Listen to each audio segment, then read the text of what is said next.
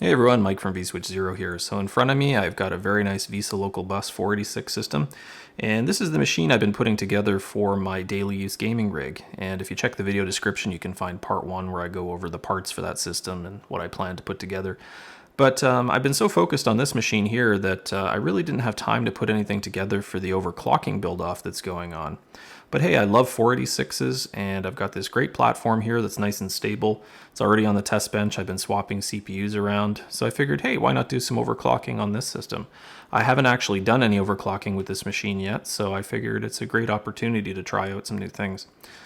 So I had a few different CPUs that I could use for this build, but in the end I decided to go with this one. So this is the legendary AMD AM5x86-P75. And that name is a total mouthful, and it's quite a marketing name. So it's really not a 586 CPU. You would think that the name sort of implies that it's some kind of Pentium Overdrive competitor or something like that, but this is really a 486 through and through. So AMD really marketed this as a low-cost alternative to some of the original Pentiums that were available.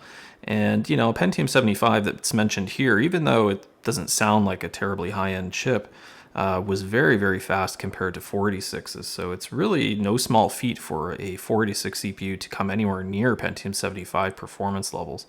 And AMD did that by basically cranking the clock up like crazy on this thing.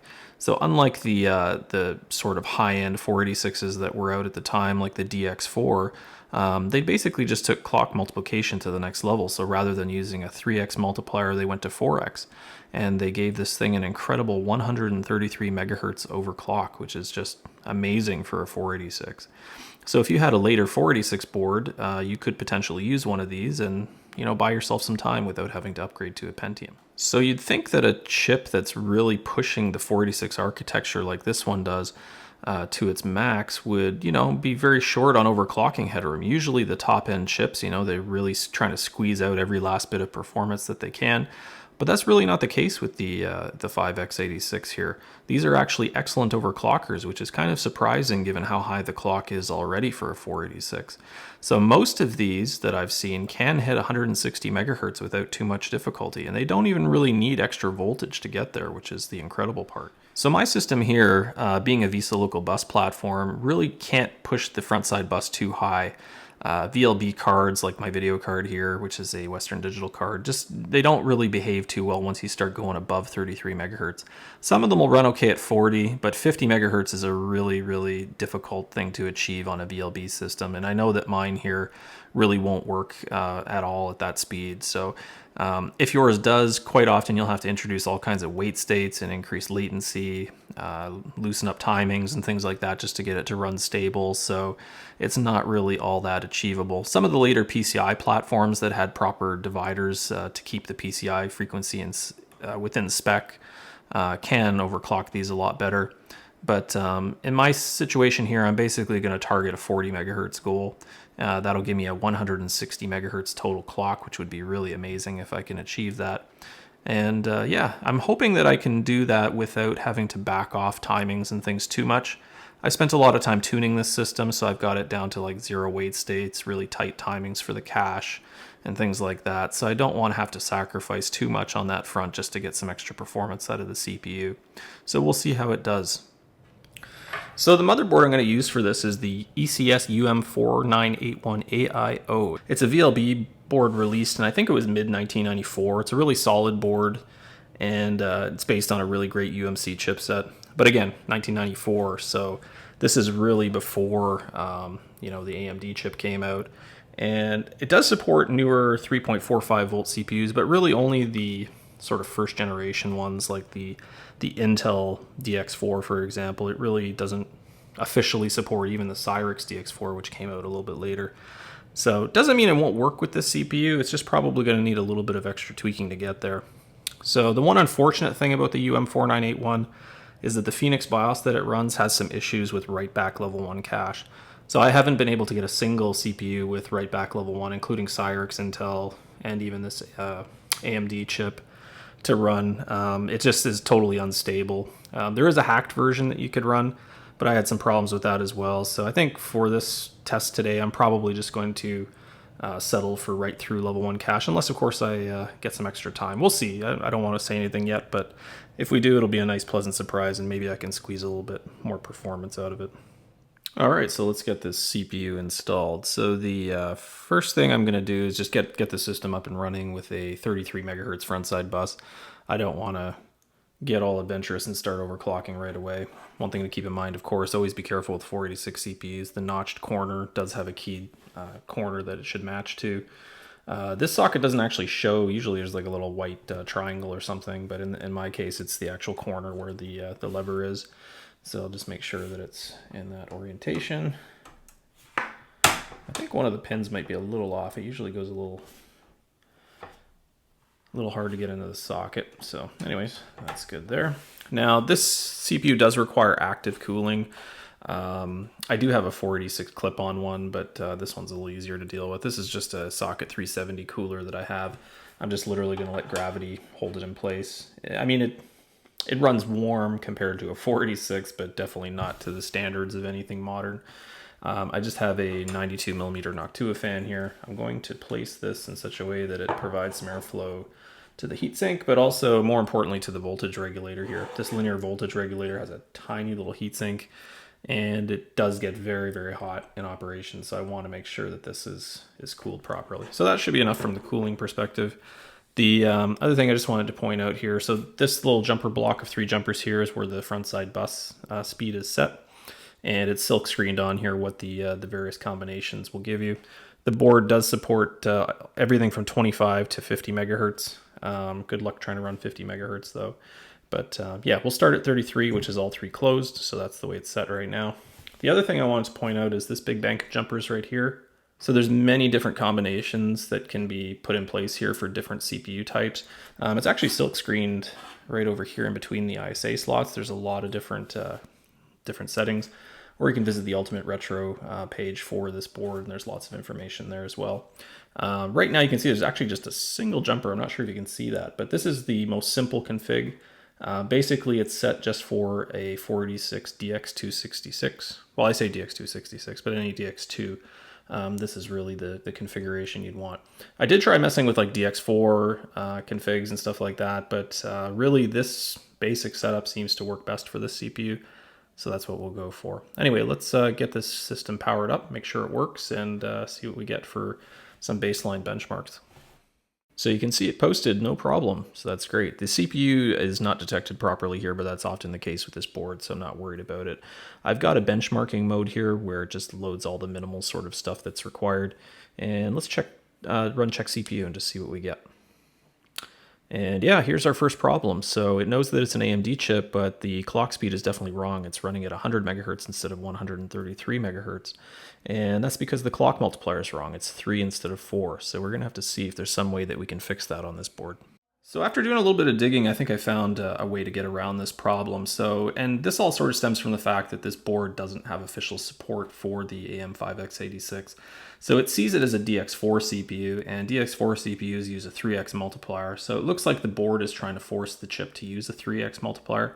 Now the AM5x86 does allow 3x operations, so it just goes along with what the board's trying to do.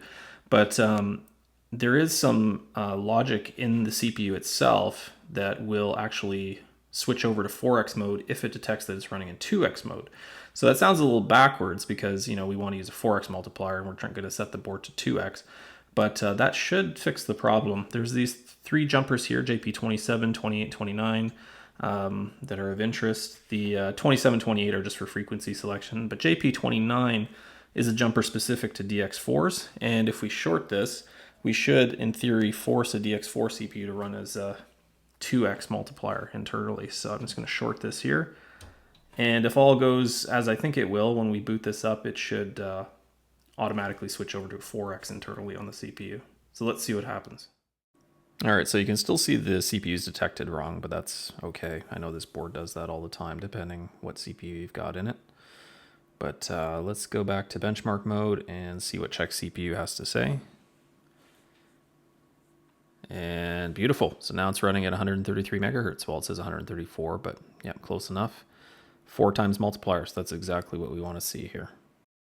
Okay, so the first thing we're going to run is 3D Bench 1.0C, which is a great benchmark to test 320 by 200 VGA resolution gaming and that sort of thing. And wow, yeah, I can tell it's running really quick. That's 75 frames per second, so way beyond anything you'd expect a 486 to normally do. Usually I see around 40 to 50, like with a well-tuned 486, so really great. Next is going to be Doom, probably one of the most important benchmarks in my opinion because it's a real game and it's one I actually play. So, and yeah, right away I can tell that it's much smoother than I've seen with other chips in this system. The even the DX4 100 isn't quite as buttery as this, so that's very impressive. And the final score is 1625 real ticks, so 46 frames per second. Not bad considering there's a cap of 35 in the game for real, so excellent.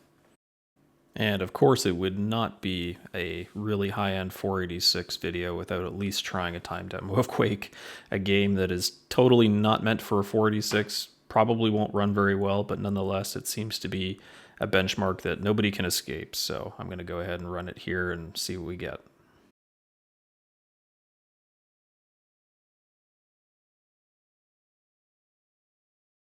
So 13 frames per second, not breaking any world records, but way beyond what you'd expect a 486 to be capable of. So next up, I'm going to run the CPU benchmark in the system information tool. It's a really good sort of generic CPU benchmark that just gives you an idea of the performance. It's detected as a Cyrix, which is wrong, but that's okay. So almost 200, so not quite Pentium 66 level, but you can see when I short the turbo switch, it does go all the way down to 28, so pretty close to a 386 DX33. Obviously with a lot faster components in the system, but interesting to see nonetheless.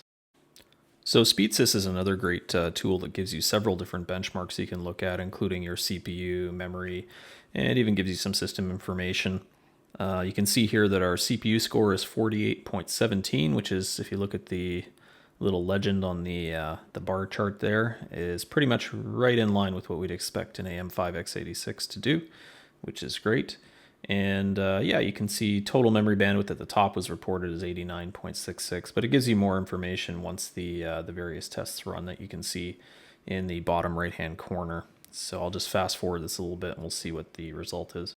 So we've got pretty good stepping between the various cache levels there, and we've got 74 almost for L1, 42 for L2, and 27.8 for the main memory. Not bad at all. So next up, I'm going to run Cache Check, which is a great tool that will give you information about your various cache levels in the system. It'll read and write data and give you some access time and throughput scores. So 8 nanoseconds is what we get for the L1, which is great. DX4s will usually get between 10 and 11 for the Intel chips, so that's quite good. Both the L2 and main memory scores are also quite good with the tuning I've done. So it'll be interesting to see how running a 40 megahertz bus once we overclock, as well as the increased clock speed, will affect this. So we'll come back to this and compare afterward. So that's it for benchmarks for now. I think we're ready to get started with the overclocking. So before we begin though, I just want to make sure that I go in and sort of proactively loosen up some of the timings. I've already done some testing, so I kind of know what my RAM is capable of. So one thing we'll have to do is modify the DRAM wait state, change it from 0 to 1. Unfortunately, my RAM is just some generic 70 nanosecond stuff. None of my 60 nanosecond RAM actually works or is compatible with this system, so I'm going to have to try to find some. I'm also going to change the sampling activity back to 1T. The cache, thankfully, is 15 nanosecond good quality stuff, so I'm going to keep all that as is. The other thing I'm going to have to do is increase the local ready time for the VESA local bus from none to 1T to keep the video card happy. So I'm going to do all this while it's in a 33 megahertz configuration. And then once we've saved, we can go ahead and change the jumper. All right, so overclocking this is super simple. There's really just one jumper we need to change. We're just changing the front side bus of the system from 33 megahertz to 40 megahertz. So there's a bank of 3 jumpers right here, JP 9, 10, and 11. And all I need to do is open JP 9, and that should do it. All right, so the system posted no problem. I'm just going to go and run check CPU again, make sure it's running at a 40 megahertz bus. There you go, 160 megahertz, 486. Very impressive. So let's see what this thing can do. We're going to start again with 3D Bench 1.0C and see what we got. I think we got 75 frames per second last time, and I can already tell it's running quicker. the countdown's way faster. Wow, almost 90 frames per second. So from 75 to almost 90, quite good. And next we'll run Doom, see how that does. And already I can tell it's it's noticeably faster. There's just so much more potential once you start cranking the clock speed up. It just really unleashes the system. And the final score is 1444 real tick, so 52 frames per second. So that's about 12% better. And of course Quake as well. It's noticeably smoother, and the total improvement is 14.6 frames per second. So yeah, it's about a 10% boost, so not bad. So next we'll do the system information CPU benchmark again. And all right, we finally bested a Pentium. So this system's officially faster than a Pentium 66. And we can still hit the turbo button, and it decreases the score to 34, so still lower than a 386DX33. So in SpeedSys, you'll notice that the 40 megahertz bus did increase the VESA memory bandwidth a little bit from 19 to 22 or so. And also the memory throughput is substantially better, like for L1, L2, quite a big improvement. And even the memory went up a little bit despite the wait state. And we're going to run the cache check again, see how the changes we made affected the various memory speeds. Yeah, so you can see we've already shaved off another nanosecond from the L1 cache. That's thanks to the higher frequency. And our L2 cache as well is much faster, so 15 nanoseconds compared to 18 before. And interestingly, the main memory was unaffected, so it's still 30 nanoseconds. So even though we had to introduce a wait state, the increased frequency sort of made it a bit of a wash. So the main memory speed in total is literally almost the same, so 36.5. I think we got 36.3 last time, so very good. So I'm kind of happy that, you know, the backing off we had to do didn't really affect the overall memory speed all that much, so that's great. So earlier I said there was a modified BIOS that I could use in this board, but obviously I don't want to leave some performance on the table, so let's give it a shot. I did try to flash this included 64K chip that came with it. I thought it was fine. It was supported by my programmer, but underneath this little label here, there's actually a UV window, so it does need to be properly erased before I can program it. I didn't really want to mess around with that, so I got this 128K chip, which is an SST chip out of a dead Pentium board. So thankfully the chip works great in both the board and the programmer, so no issues there. The only extra step I had to do was because of the size of it. It's 128K, but the BIOS image is only 64K. So whenever a system boots, it looks for some data at the very end of the chip, so you can't just write the first 64K and leave the rest of the chip blank. You need to ensure that there's something there. So basically you get around that by taking two identical copies of the BIOS image and you combine them into a single binary file that makes it double the size. So once you write that, whenever the system looks toward the end of the chip, it sees exactly what it should see. So very easy to do. The other thing I had to do is make sure that the board was jumpered correctly. You can't just enable write-back cache in the BIOS. That appears to only work for Cyrix CPUs. For Intel and AMD chips like this, you have to jumper it for a P24D, which is actually a DX266 with write-back cache. So as long as you have it in this configuration, it should enable it. So it had no problems booting with the new BIOS. The CPU is detected as a DX2-100 this time, not a DX4, probably because of the P24D jumpers that we had set. So I'm just going to go in quick and do a check CPU and see if write-back is reported as enabled. And yeah, there it is, enabled in write-back mode at the bottom. So exactly what we want to see. I'm not going to waste your time going through all the benchmarks again. I'm going to have a summary at the end, but let's just do a quick 3D bench and see if there's any obvious improvement. So 91.9, not a huge improvement, but definitely measurable and better than what we got before. All right, so we looked at quite a few benchmarks here, so I just wanted to put everything together in chart form. It's a lot easier to compare that way. So we ran 3 VGA benchmarks, 3D Bench 1.0C, Doom, and Quake. And you can see that when you go from 133 to 160 megahertz, it really unleashes a lot of potential in the system. So going from 75 frames per second up to almost 90 just from that clock increase is really impressive. And we see similar gains in both Doom and Quake as well. Enabling the write-back level 1 cache did provide small gains in both 3D Bench and Doom. Quake actually lost a little bit, but that game is so FPU limited, and I think that the changes in the memory bandwidth and latency that happened when we enabled the write-back cache must have had some negative effect on it, but we'll get more into the memory stuff later. So next we'll look at the synthetic CPU benchmarks. So we ran both the SpeedSys benchmark as well as the CPU benchmark within the system information tool. And I believe these are both proprietary scores of some kind. I don't think they're based on any real world metrics, but they're still great for comparison purposes. And again, you see a pretty huge gain going from 133 to 160 megahertz. The interesting thing that you see here is that the write-back level 1 cache really boosted up the system information CPU benchmark, which is interesting. I guess the way that calculation is done, it really benefits from write-back L1 cache. So next up, we're going to look at memory bandwidth as measured by SpeedSys. You can see that going from a 33 megahertz to a 40 megahertz bus does improve L2 cache performance quite a bit. And interestingly, even though we had to back off the memory a little bit by introducing a wait state, it is still a little bit faster as measured by this benchmark. So from 27.8 to 29.5 megabytes per second. The L1 cache does increase quite substantially when you boost CPU clock, and that does make sense because it does run at the full processor frequency.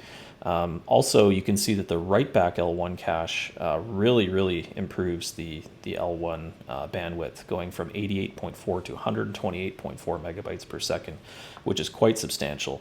The unfortunate thing is that when you have write-back L1 cache enabled, it does seem to reduce both the L2 and the main memory bandwidth. I'm not sure exactly why. It may have something to do with the fact that I've got write-back enabled on both the L1 and L2 caches. There might be some extra work that's happening there to make that function, but I'm going to look more into that and see if I can figure out why that's the case. And finally, here's the cache check memory latency scores. So you can see a similar sort of trend as to what we saw in the previous chart, with the increase from a 33 to 40 megahertz frontside bus really helping the L2 cache latency quite a bit. We can also see the L1 latency went down, and again that has to do with the processor frequency being a lot higher. And here as well you can see that the latency of the main memory before and after the overclock is almost exactly the same. Even though we had to introduce wait states, the extra frequency does definitely help to make up for that. Again, with the write-back L1 cache, you can see that it really didn't affect the L1 or L2 latency at all, but the main memory latency was increased quite a bit, like almost 10 nanoseconds slower. So again, I'm not sure exactly why that's the case, but it's an unfortunate side effect. So there you have it. The AMD 5x86, despite its confusing name, is a true legend among 486s. I almost wish they just called it the 486 DX5 133 or something like that, but hey, it's over 25 years too late, so I'm not going to hold that against them. So not only was this a super impressive 486, even at stock clocks, but so many of these chips just have untapped headroom in them, and people just don't realize it. But I also want to emphasize that my chip here is really nothing special at all. I didn't test like a bunch of them and pick the best one. This is just a random chip I bought on eBay. I mean, granted, the date code is, a newer one, but I've never heard of a single AM5x86 that can't do 160 megahertz. It's just something that's very achievable. And getting beyond that, unfortunately, is another story. That's very difficult. But if you're lucky and you've got one of, the better 5-10% samples of these chips, you might be able to do 180 or even 200 megahertz if you're not afraid to crank the voltage up a little bit. So, I mean, those numbers are just frequencies you never thought you'd see a 486 doing. So it's pretty incredible, that's for sure. So that's it for today. Please be sure to check out the video description for some links to my daily 486 build series that I'm doing. And of course, don't forget to check out the other overclocking build-off videos. I'm sure there's going to be a lot of really cool things out there from the others that are participating in this. And be sure to like and subscribe if you'd like to see more retro content like this. Thanks very much.